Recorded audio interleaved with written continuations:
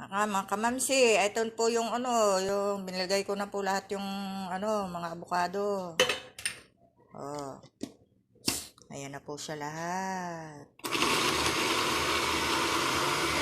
Dan milk.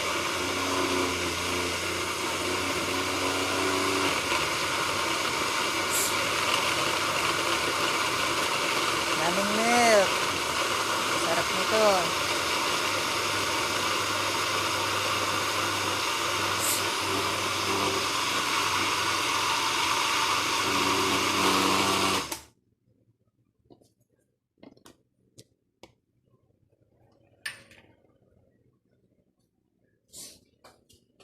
Okay. Tayo ng Yes.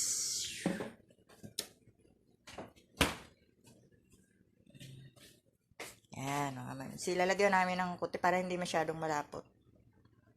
Lagyan ng tubig ko. Gusto nila, ayaw nila masyadong malapot. Okay.